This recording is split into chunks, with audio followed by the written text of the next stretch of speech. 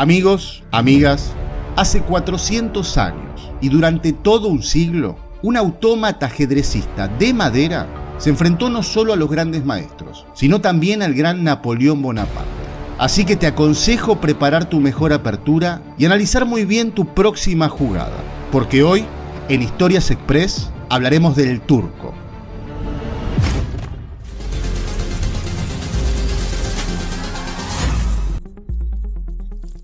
Podríamos decir que la historia del turco comienza con su construcción en el año 1769, a comienzos de la Revolución Industrial.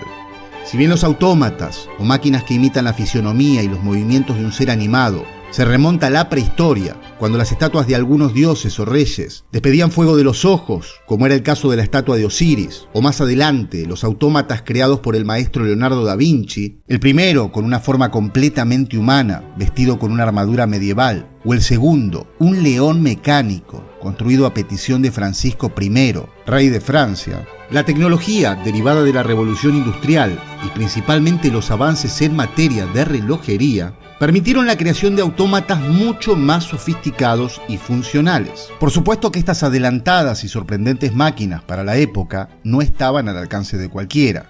Generalmente eran adquiridas mediante encargo por monarcas o presentadas por su creador de forma itinerante con el objetivo de lograr un rédito económico o simplemente promocionarlas para lograr venderlas. Ahora te propongo que nos transportemos al año 1770. Wolfgang von Kempelen, consejero de la corte de Viena, inventor y excelente ajedrecista, devela para la emperatriz María Teresa de Austria la más increíble innovación tecnológica que el mundo había visto hasta ese momento. Von Kempelen irrumpe en la corte llena de nobles, científicos y la más alta sociedad vienesa. La expectativa es máxima. Ninguno de los presentes está preparado para lo que está a punto de presenciar. Tal y como si se tratase de una presentación de Elon Musk en la actualidad, Kempelen presenta con espectacularidad este extraño y exótico objeto con forma de cabina de madera de 1,20 por 60 por 90, con un maniquí vestido con túnica y turbante como si se tratase de un turco sentado frente a él.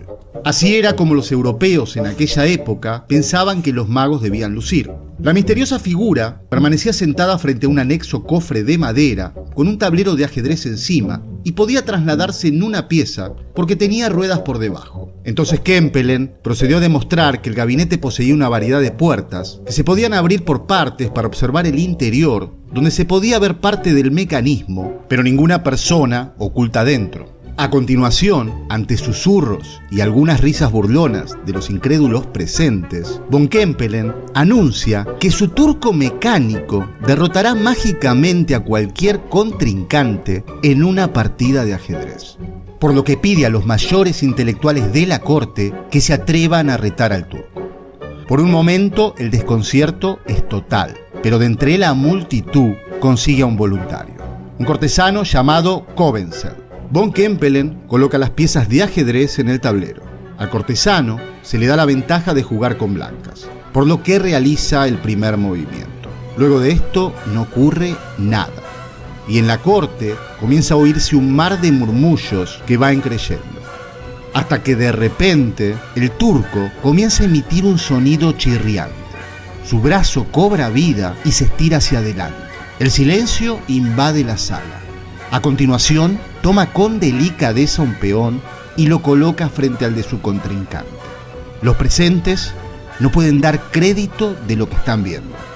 En un total de 38 movimientos y de forma magistral, el turco da jaque mate derrotando a su rival en cuestión de minutos. La multitud grita de la sorpresa. Este misterioso autómata resulta ser un jugador de ajedrez muy rápido y efectivo.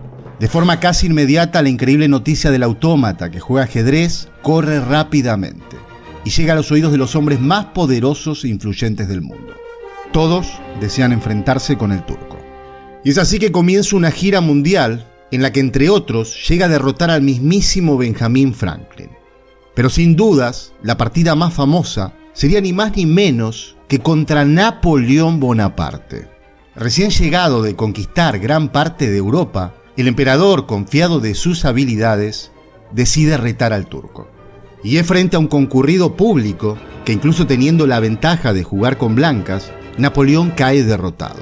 Para los amantes del ajedrez, en la descripción les dejo el registro de la partida. Pero para Bonaparte, las cosas no podían quedar así. Entonces, solicita la revancha. Y ni bien comenzado el juego, el emperador, queriendo ver cómo respondería su rival si se hacía un movimiento en falso, mueve intencionalmente un caballo de forma ilegal para su propia ventaja.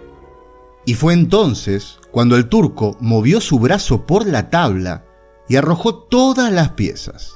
El público retrocedió con temor. ¿Quién se atrevería a hacer semejante desaire al líder militar más poderoso del mundo?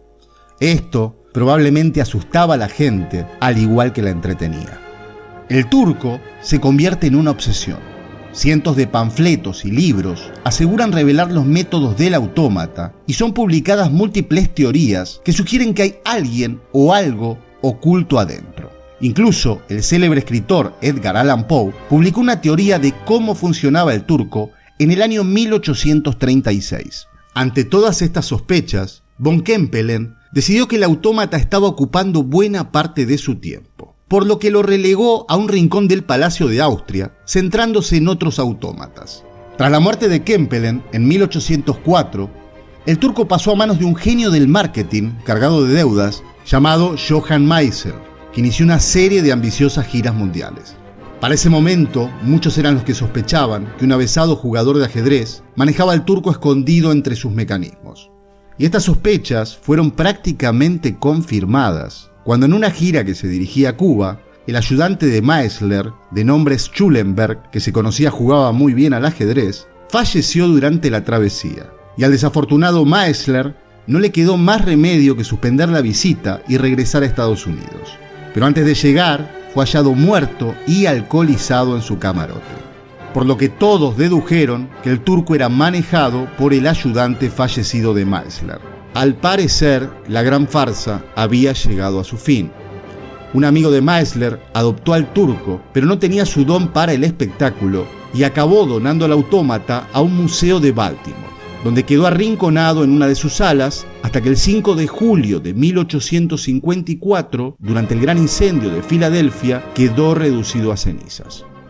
3 años después, en 1857, una revista de ajedrez desenmascaraba al turco tras una investigación de Martin Reedy, que aseguraba que dentro del aparador había una persona de baja estatura sentada en una silla giratoria. Las puertas del mueble se abrían y se cerraban de una en una, de modo tal que la silla giraba para ocultar al sujeto escondido. Todo se conseguía por medio de espejos, imanes y una válvula oculta que dejaba escapar el humo de la vela cuya luz necesitaba la persona escondida en su interior. Evidentemente, los individuos anónimos que se escondían dentro del aparato eran auténticos virtuosos del ajedrez. Se cree que no menos de 15 ajedrecistas sostuvieron el engaño a lo largo de más de un siglo, jugando en penumbra, en un minúsculo espacio, moviendo además desde el interior, gracias a un intrincado mecanismo, los brazos y los ojos del autómata, y aguantando durante horas toses y estornudos comprometedores.